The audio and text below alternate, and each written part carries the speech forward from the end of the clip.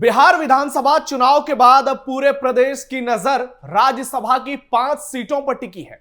अप्रैल में होने वाले चुनाव में एनडीए की 4 सीटों पर जीत तो पक्की है और अब 5वीं सीट भी अपने पाले में करने के लिए एनडीए बड़ी तैयारी कर रही है।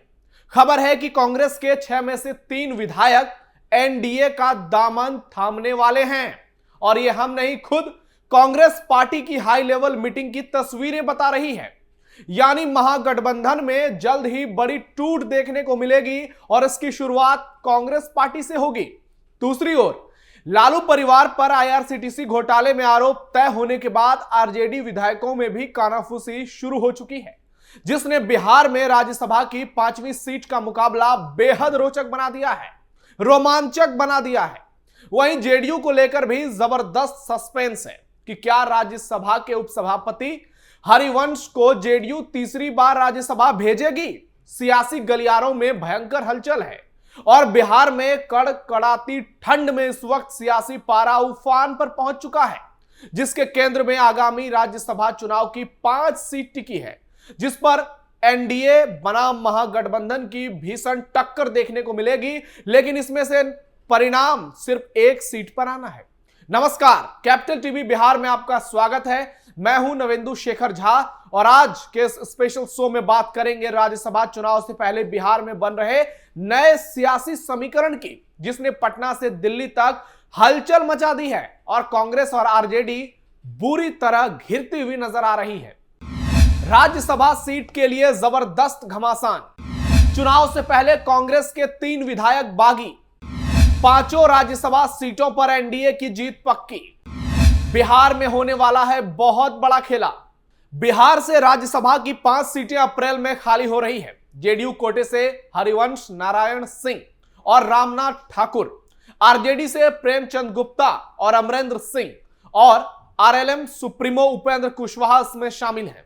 बिहार विधानसभा में कुल 243 विधायक हैं और इसमें एनडीए के पास 202 हैं, जबकि महागठबंधन के पास केवल 35 विधायक हैं। वहीं ओवैसी की पार्टी के पास 5 और मायावती की पार्टी बीएसपी के पास भी 1 विधायक है और ये 6 विधायक फिलहाल किसी खेमे में नहीं है और आगामी राज्यसभा चुनाव में 5वीं सीट पर यही 6 विधायक निर्णायक होंगे, जो ये तय करेंगे कि 5वीं सीट कौन जीतेगा, एनडीए या फिर महागठबंधन। राज्यसभा की हर सीट जीतने के लिए 41 वोट जरूरी है। इस हिसाब से देखें तो एनडीए 4 सीटें आसानी से जीत सकता है। इस तरह उसके पास 38 सरप्लस वोट रहेंगे, यानी एक्स्ट्रा वोट।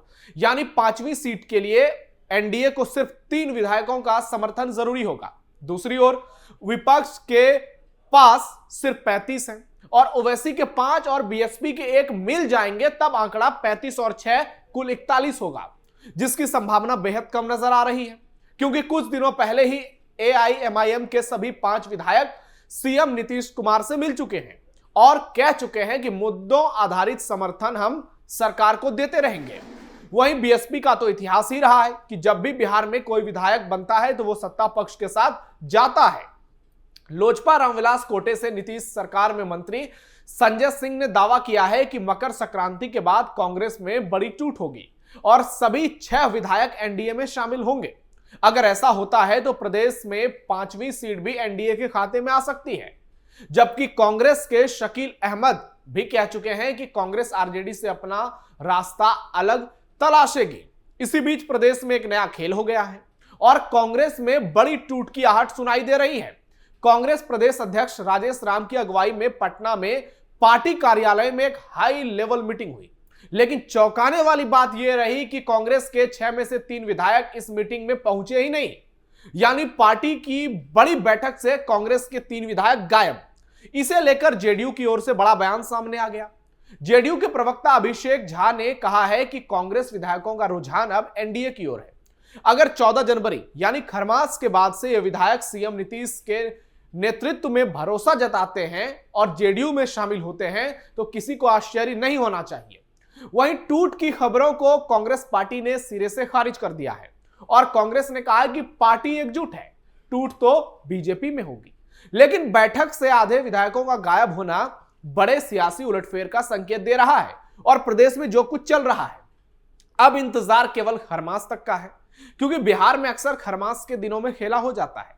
वहीं लालू परिवार पर रेलवे घोटाले में आरोप तय होने के बाद आरजेडी विधायक कितने सहज रहेंगे, यह भी बड़ा सवाल है, क्योंकि विधायकों के लिए उनका भविष्य पहले है और बाद में पार्टी है। ऐसे में बहुत बड़ा खेल हो सकता है राज्यसभा चुनाव से पहले, जिसे लेकर बीजेपी जेडीयू के नेता बड़े बड़े दावे 14 नवंबर से ही कर रहे हैं कि आरजेडी के कई विधायक पार्टी छोड़कर महागठबंधन में शामिल हो सकते हैं। रामकृपाल यादव ने तो यह तक कह दिया था कि सारे विधायक बीजेपी के संपर्क में हैं। महागठबंधन के रिश्ते भी खराब हो चुके हैं आपस में। शकील अहमद के बयान को आप इसका एक बड़ा उदाहरण मान सकते हैं।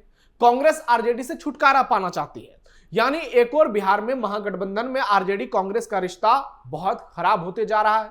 दूसरी ओर एनडीए का कुनबा मजबूत होता हुआ नजर आ रहा है। अब देखना यह होगा कि राज्यसभा चुनाव से पहले क्या कांग्रेस के ये बागी 3 विधायक टूटते हैं। ये बागी हैं भी नहीं, अब इस पर सवाल है। लेकिन एक बात तो तय है, अगर पार्टी इतनी बड़ी बैठक बुलाती है और 3 विधायक उससे गायब हो जाते हैं, मतलब मामला गड़बड़ है गुरु। और 3 विधायक तब गायब होते हैं जब आरजेडी और कांग्रेस के बीच के संबंध अपने सबसे खराब दौर में पहुंच चुके हैं, जहां दोनों पार्टी एक दूसरे पर जमकर आरोप प्रत्यारोप लगा रही है और यहां तक कह रही है कि एक की वजह से दूसरी पार्टी चुनाव हारी है। यानी राज्यसभा चुनाव से पहले बिहार का सियासी पारा उफान पर पहुंच चुका है और अब इंतजार यह होगा कि बीजेपी और जेडीयू अगला कदम क्या उठाती है। राज्यसभा चुनाव को लेकर सस्पेंस तेज। आंकड़ों के मुताबिक एनडीए की 4 में से 2 सीटें तो तय मानी जा रही है, यानी 2 बीजेपी और 2 जेडीयू को मिलेगी। वहीं आरएलएम सुप्रीमो उपेंद्र कुशवाहा का मामला फंसता हुआ दिख रहा है। उनकी दिक्कत यह भी है कि पार्टी के 4 में से 3 विधायक उनसे नाराज हैं, क्योंकि उन्होंने अपने बेटे दीपक प्रकाश को मंत्री बनवा दिया है, जो किसी भी सदन का हिस्सा नहीं है। ऐसे में यह फैसला बीजेपी को करना है कि कुशवाहा का क्या होगा। राज्यसभा की 5वीं सीट का विकल्प अभी खुला हुआ है।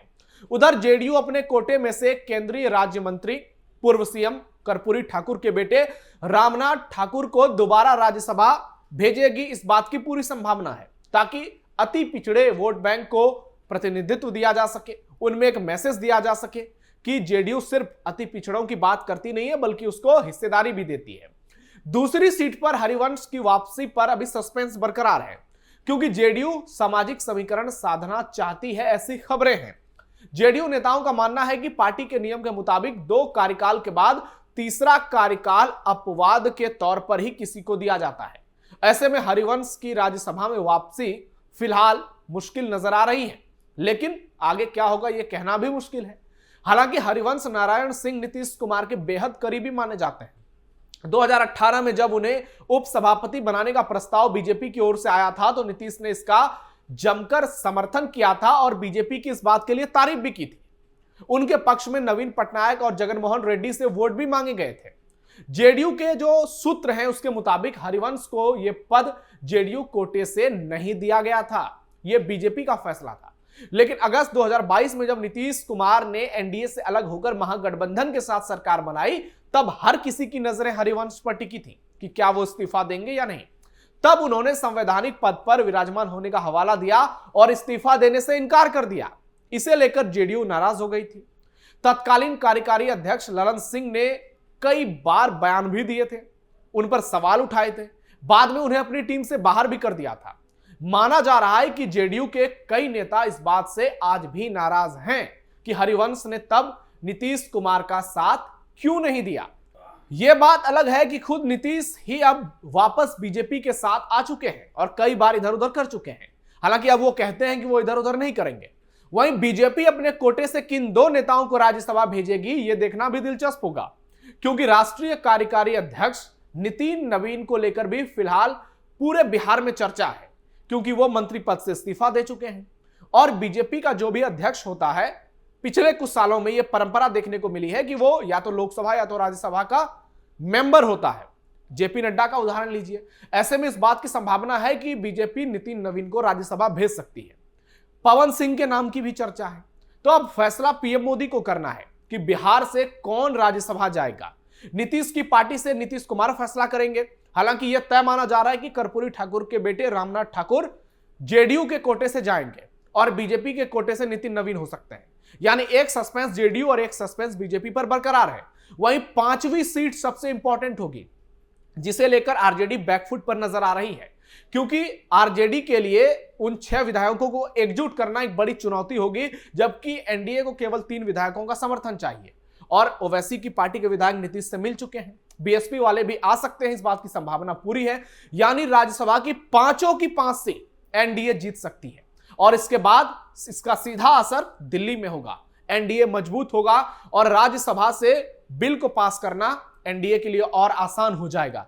वहीं उपेंद्र कुशवाहा पर क्या होता है ये वक्त बताएगा, लेकिन एक बात तो तय है कि बीजेपी फिलहाल डोमिनेटिंग पोजीशन में है और हो सकता है कि 5 में से तीसरी सीट बीजेपी अपने पास रख ले, यानी 3 बीजेपी और 2 जेडीयू। इस पर भी फैसला हो सकता है, ये तो वक्त बताएगा। लेकिन अंदर खाने राज्यसभा चुनाव को लेकर पूरे बिहार में हलचल है, सुगबुगाहट तेज है और हर पार्टी में मंथन चल रहा है। लेकिन लालू परिवार पर जो गिरी है उसके बाद पूरा परिवार परेशान है। पार्टी संभाले कि परिवार संभाले, अब यह भी बड़ी चुनौती है। ऐसे में राज्यसभा चुनाव में महागठबंधन की करारी हार साफ साफ नजर आ रही है और उससे भी बड़ी बात, महागठबंधन की टूट सीधे सीधे दिख रही है और कांग्रेस की मीटिंग उसका जीता जागता उदाहरण है। यानी अब महागठबंधन पूरी तरह से बिहार में टूटने वाला है। बस इंतजार कीजिए खरमास का, ऐसा जो दावा किया जा रहा है। इस खबर पर आपकी क्या राय है, आपको क्या लगता है, कमेंट बॉक्स में जरूर बताइए। हमारे इस वीडियो को लाइक कीजिए, शेयर कीजिए और चैनल को सब्सक्राइब कीजिए। फिलहाल के लिए इस खास शो में इतना ही। धन्यवाद।